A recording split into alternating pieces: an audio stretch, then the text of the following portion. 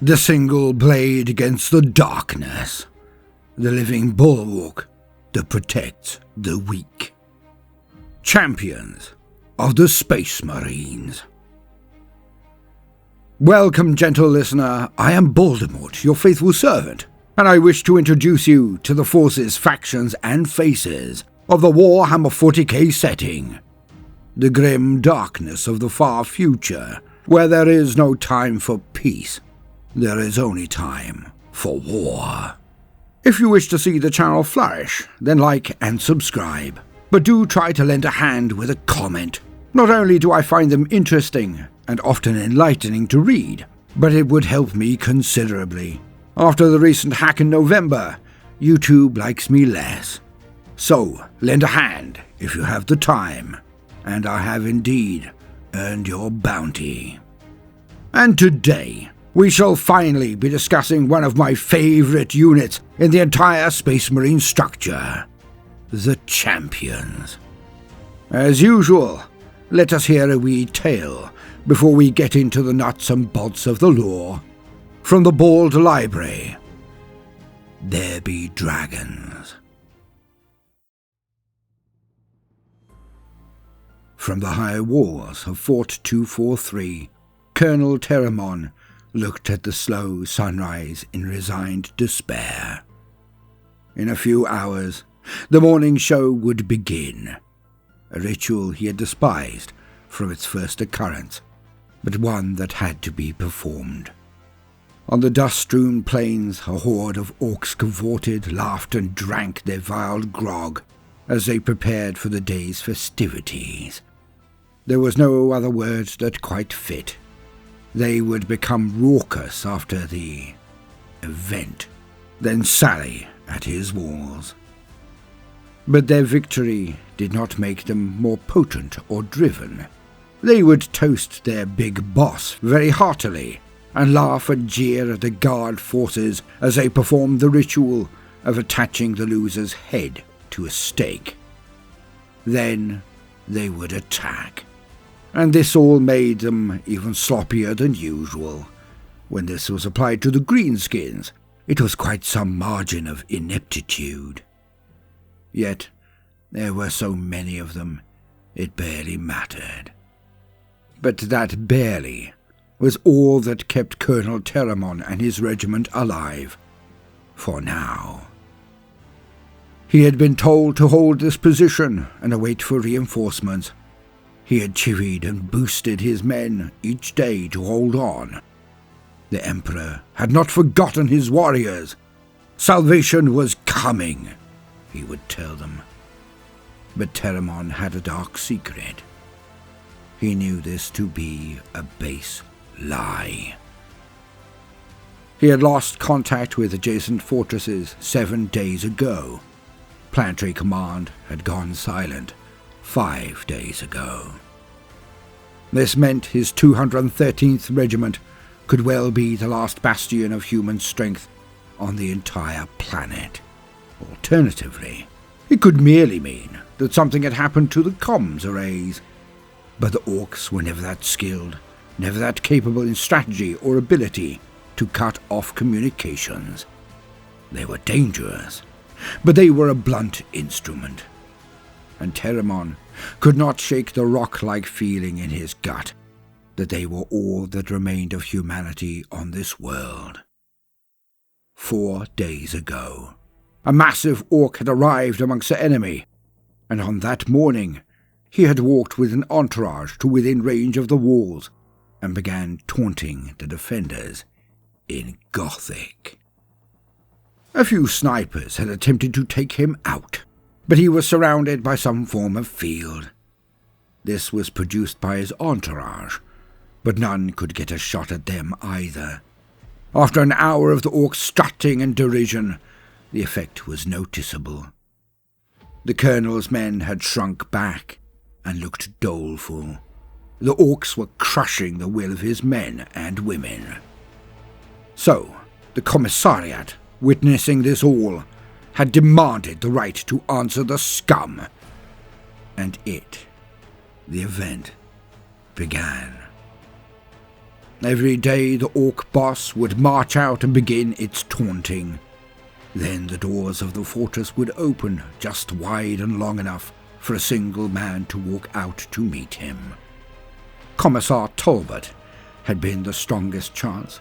He had taken his power sword and bolt pistol and done his duty. He had not lasted 10 swings of the orc's power claw, and the orc had taken his head and placed it on a spike. What followed were hours of orcs laughing and drinking their grog. Then the boss walked back out of the horde and raised said power claw, and the attack had begun. The death of the commissar had not been in vain, though. His colleagues used it to fire up the defenders, to make them angry, and they would deal out a crushing defeat to the attacking hordes. The orc boss simply chortled through it all and went back to his tent at day's end. The orcs were going nowhere. The boss would not engage in the frontal attack, and Teremon's sinking feeling seemed to be confirmed.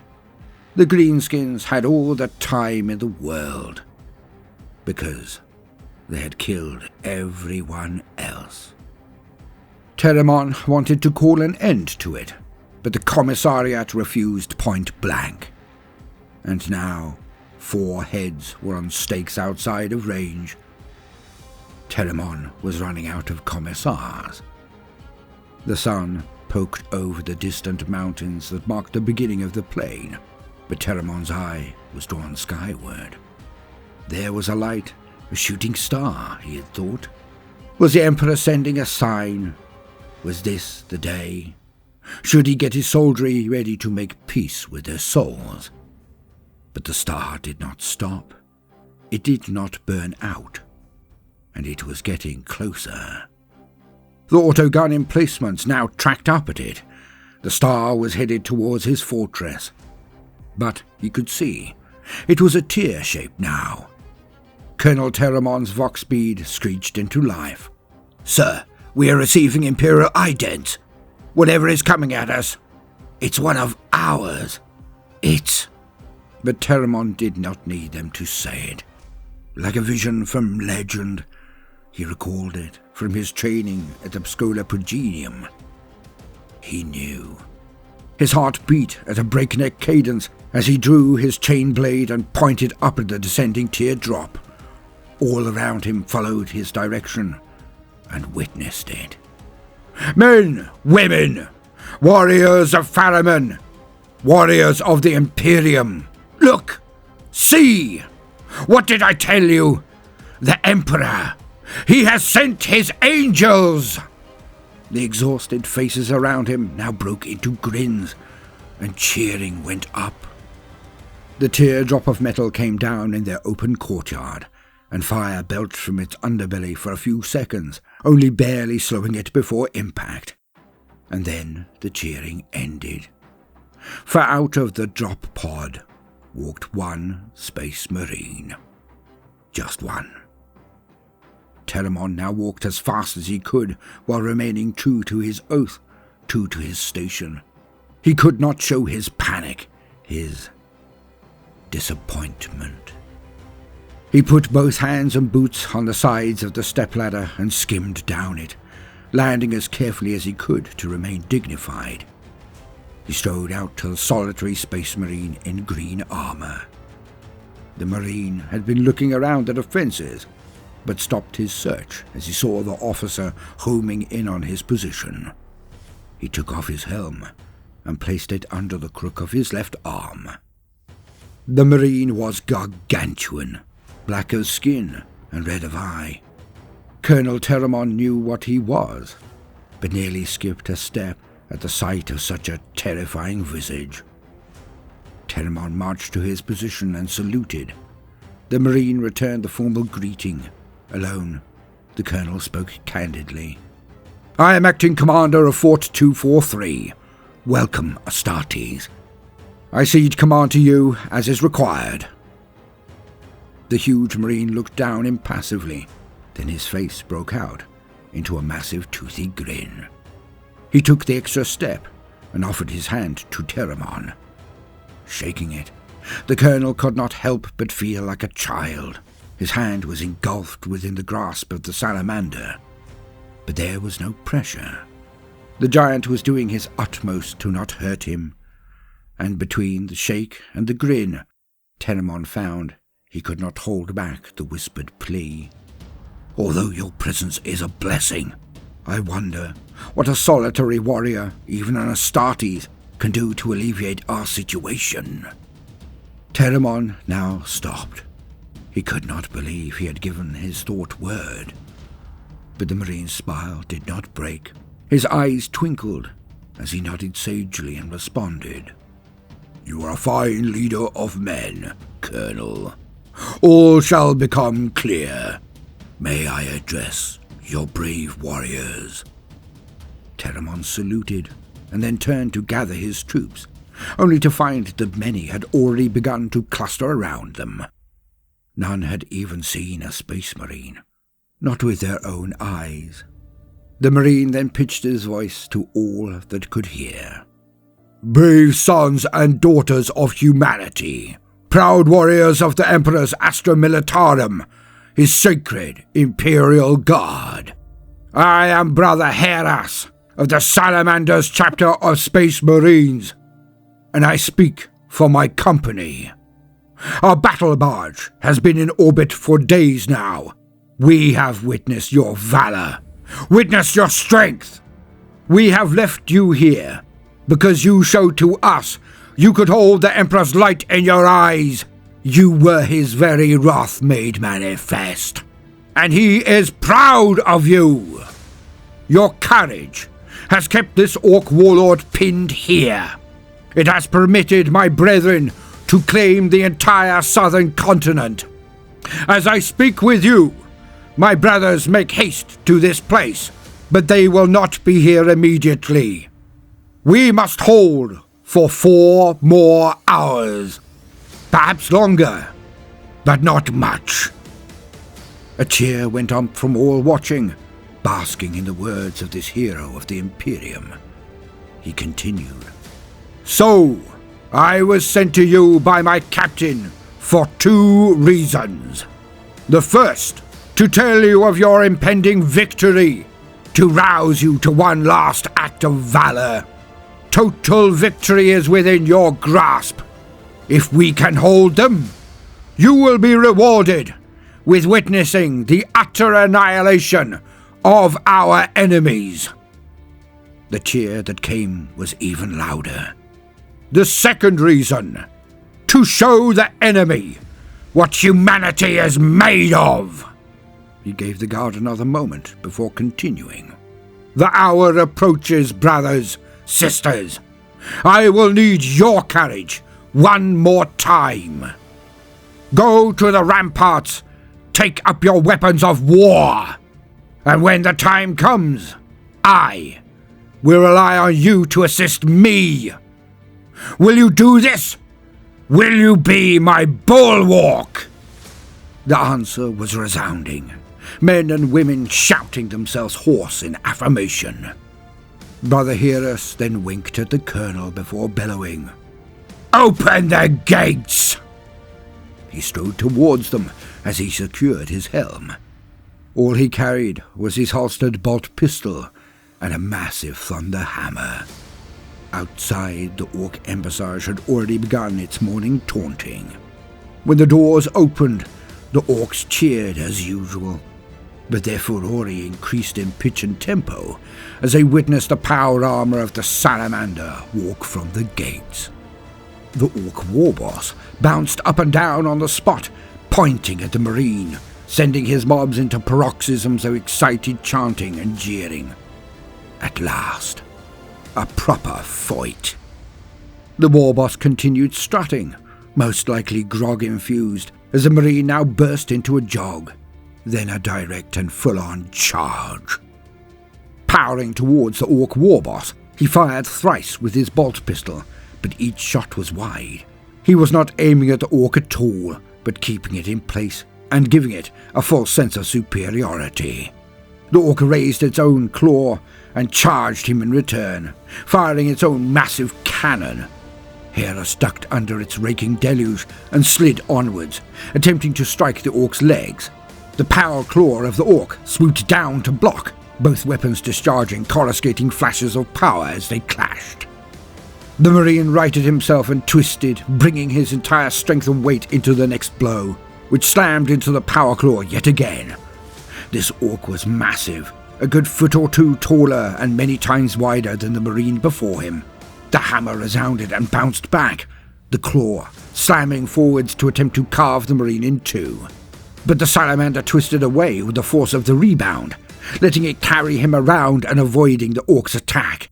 So fluid was his motion that he continued his twist, and brought the hammer into and then through the right leg of the orc. A howl of thwarted anger more than pain thundered from the hulking monster as it toppled forward. The salamander champion did not waste a nanosecond as he twisted his hammer in his arms and shifted his hold, raising it up and bringing it down onto the head of the war boss. The first strike knocked it forward to lay prone on the ground. The second and third strikes made the orc's head into a mush on the dusty plain. The orc ceased cheering at that moment, but it was not over, not nearly. But the Heras then charged at the orc entourage of the boss. The few who got off shots found they bounced clean off his artificer armor. The next moments were brief and bloody, as Hera smashed each of the orcs with his huge sweeping attacks. At a word from Colonel Teramon and the remaining commissars, every soldier on the parapets now snapped out of their watchful state and leant forward on the battlements, lasguns aimed down at the orcs, and their eyes became saucers. Job done. They had expected the salamander to rush back to the gates, back to the protection of the fortress. They did not expect the salamander champion to stand his ground and jeer at the orcs in gobbledygook, his vox amplifying his tirade of invective at the stunned greenskin horde. It had the right effect. The orcs did not charge the walls, did not bring up their makeshift ladders and gubbins. As one, they roared and charged at the Marine. The Marine took one moment to break his trance and stance and grabbed the four heads of the commissars and threw them back to the Bastille. Then he turned back to the orcs and planted his feet in the ground, ready to face the horde. Teramon screamed the order. "Protect the champion of humanity! Bring those greenskin filth down! Open fire!" Over the next 2 hours, Laz packs were almost entirely spent, as volley after volley tore into the orc horde. At its center was one man, one salamander, one champion, who stood his ground and slew everything that dared come within range of his thunderhammer's arc. But the battle finally ended when his company arrived. Predators and repulsors hove into view and unleashed their firepower. The mobs of orcs broke and were then hunted down by a dozen impulsor-filled salamanders. It was over. Against all odds, Fort 243 had held.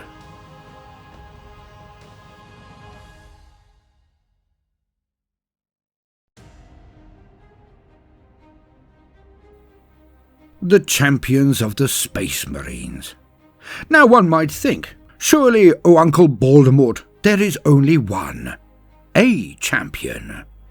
But, dear listener, this is not the case. For the Space Marines, as always, see a chapter as one whole, but it is also made up of individual detachments that are nearly as independent as the chapter entire.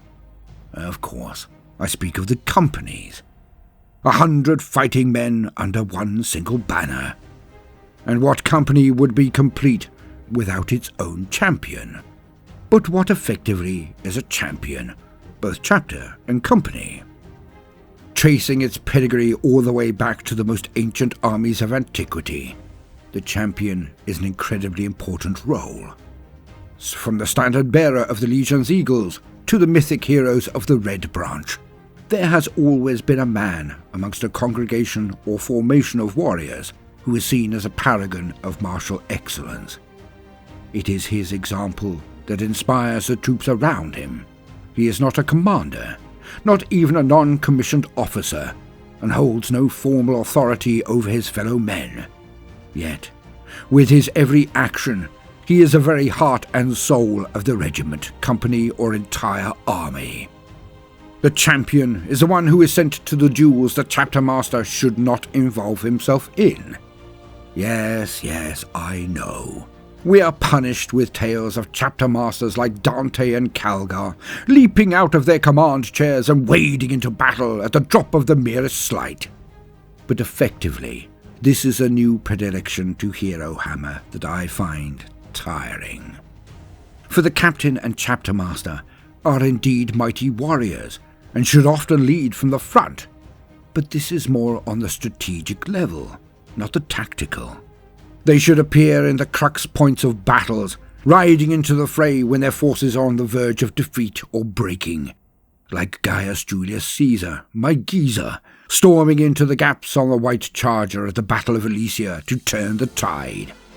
The commander must only risk their life when the risk is matched by the reward, or the punishment of a failed battle and army if he were not to take action. In all other situations, where there is a single enemy hero or monster that must be destroyed, where the honor of the force is impugned and single combat offered, the Marines cannot refuse such an event.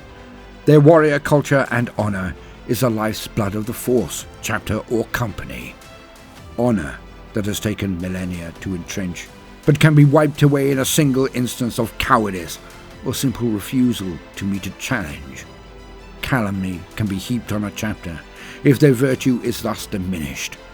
It can lead other Astartes to question their values, and it can herald the beginning of a rot that can only lead to shame, that can only lead to a tortuously slow slide into the clutches of the dark powers of chaos. Even as far back as the Great Crusade, the Legiones Astartes, the Space Marines, have had this role, the champion, enshrined within their orders. A consul was most often the champion of the chapter or legion back then. When faced with Xenos who knew anything of honor, these men would stand forth and represent their warrior fraternity. And duels do not just occur against Xenos.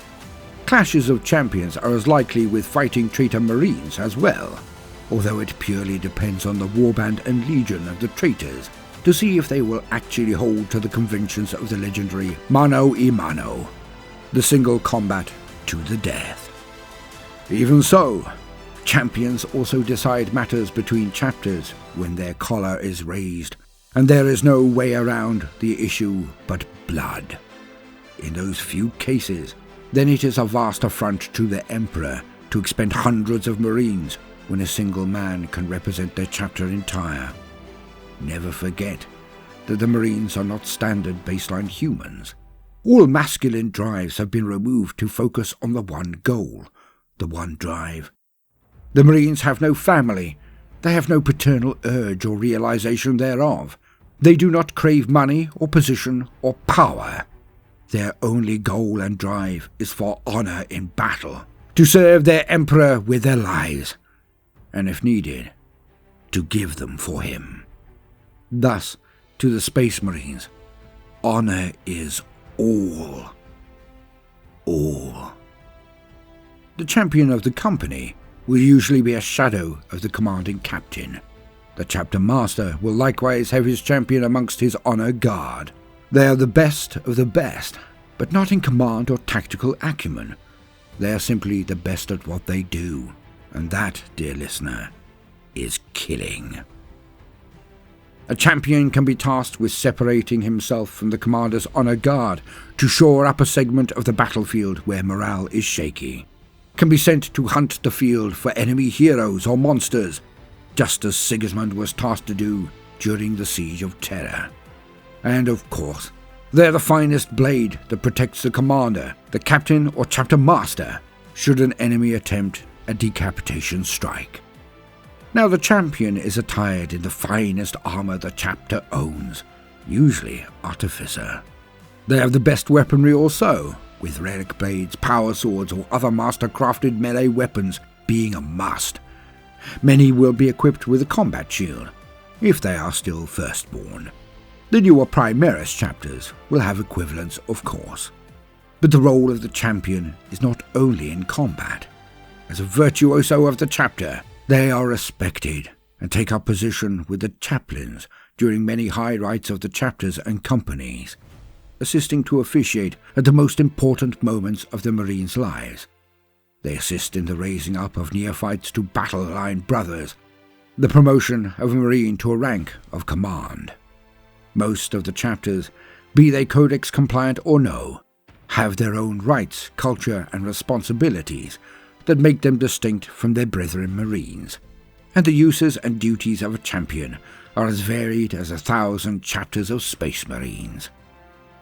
Their selection is often as varying, but it has one core truth at its center.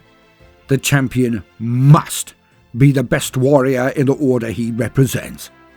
To be anything less is an affront to every Marine in that company or chapter. To be anything less is an affront to every Marine he serves. They must train more, endure more, be swifter, more skilled and more aggressive than even the chaplains. They must epitomize what it is to be a Space Marine, and must do it with stoicism and utterly unshakable conviction. Every second of a champion's life must reflect the core beliefs and honor of their brothers. So, in so many ways, the role of champion is the hardest that any Space Marine will ever aspire to.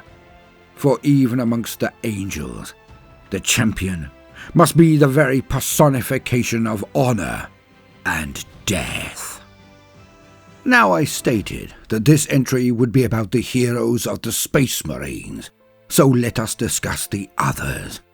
Now these will be shorter segments, as I have covered them in separate videos, but wish this one to be self-contained. Because we should admit immediately that the rest of the heroes are contained within the one group, the command squad. So, let us discuss the apothecary. These rare warriors are the stuff of legend, as much as the champion, for they are heroes of another form. They study hard, need to be incredibly intelligent, diligent, and precise in everything they do. For it is within the skill of the apothecaries that the very future of the Space Marines lay. Yes, they are combat medics, so require to be the most calm, centered, and stoic of all Space Marines.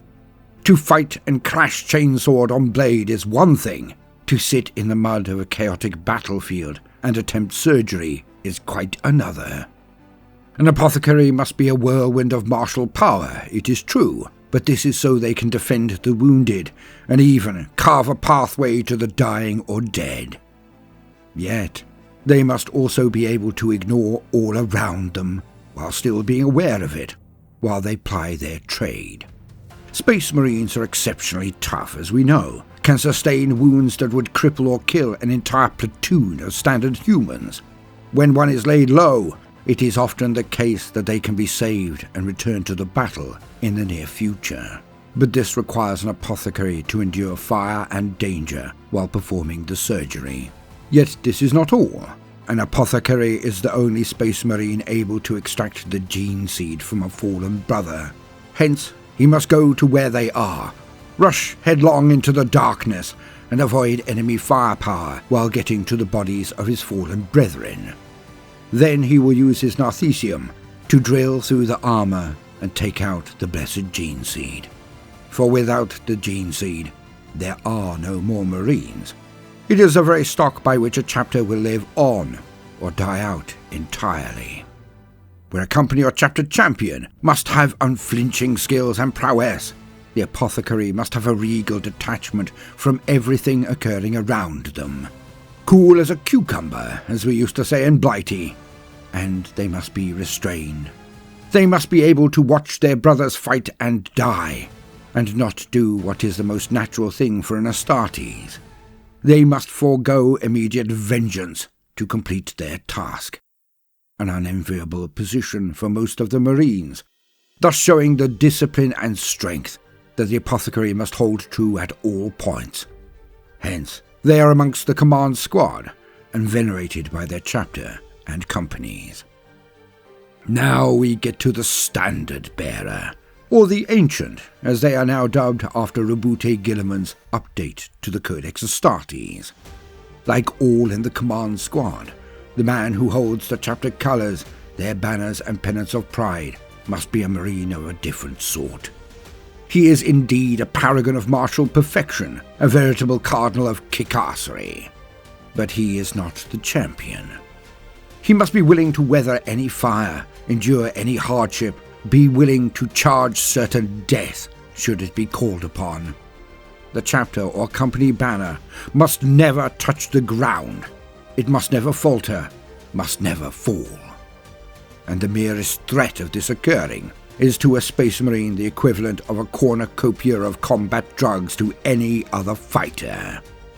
The risk of the colours being besmirched by the enemy is anathema to everything the Space Marines believe. An ancient who has a banner taken from his grasp had better hope that his hand is cold and already rotting. For no calumny, no shame can be greater than to let it slip from their hands while they still live. Yet the effect of the presence of the banner can be incredible. A million clashes over hundreds of thousands of battlefields have been decided by the turning of the tide at a crux point. When the foe have believed that all is done, the Marines slaughtered and smashed, and they are withdrawing and beaten. Then a single man has stood tall, raised the banner high, and charged into the breach, the horde, the enemy lines. Across every century of combat, nearly every army that has existed, and most definitely the chapters of the Space Marines, the charging standard bearer or ancient has forced his brothers to take heart, to raise their heat, to turn and rejoin the battle with a passion that borders on the berserk. For a company to lose their colours is an affront that could well wipe away every honour they have earned over hundreds or even thousands of years. It is to strike at the very core of their warrior honour. Better to die 1,000 deaths than witness it, let alone by inaction permit it. The ancient is also an incredibly important figure in all displays of pomp and circumstance, the very lifeblood of the Marines in victory. And each win, each victory, needs to be celebrated as if it were the last, because it could always be just that, the last one. The veterans of the command squad. In the Great Crusade and subsequent Age of Darkness, the command squad was armed with the very best of all weaponry, even up to the legendary thunder hammers being displayed. During the Age of the Imperium, this tradition continued, each veteran being granted artificer armor, each having their choice of the most prized of artifacts of war, relic blades, and the incredibly rare master-crafted weapons of yore were the call sign of the veterans who had gained such respect that they could be tasked with the protection of the officer, be he chapter master or captain. The honor guard I have covered separately, but these are men of moment, heroes in the eyes of their brethren, even more so than the first company terminators, or stern or vanguard elites. The equivalent amongst the primaris of the latter at least being the new Blade Guard veterans. Those who excel in all ways. They are taken from their veteran squad and elevated to the command squad, and they are tasked with defending their lord with their lives. In the era Indomitus, there seems to be a mild breakdown in the availability of truly bespoke and potent weaponry. The new command squad veterans will usually have one master-crafted bolt weapon and a heavy weapon. Let us hope that Call and his minions can provide more potent melee options for the Primaris elite in short order. For my part, I find it lamentable that the Primaris do not have the expansive options and customization potentials that used to make every honor guard or command squad so unique to its owner. I used to think often, know what kind of a general you face by looking at the composition and choice in his command squad. Ah well, times change, I guess. Other heroes of the chapters are varied, but never abundant. The venerable dreadnoughts who hold the history of the chapter have endured thousands of battles over existences that could well extend over millennia. They are repositories of ancient knowledge, both martial and cultural. The chief librarian and the chaplaincy, and even the tech marines, all hold knowledge and wisdom that only a fool would ignore. Combined with the experience of the veterans and those already mentioned, the Space Marines have an abundance of wisdom they can consult. Now, to round things out, I shall say adieu in my usual manner right now, then show you the most important role of all of these veterans, these heroes of the chapters. So don't click off just yet, you scamps, for I have indeed saved the best for last. I have been Baldermort, your faithful servant. Like and subscribe, tip if I've earned your bounty, and sling me a comment if you have the time. And do check out the video description for other entertainment opportunities. But most importantly of all, thank you for your time. No matter what you do today, do try to make some time for fun. Toodaloo.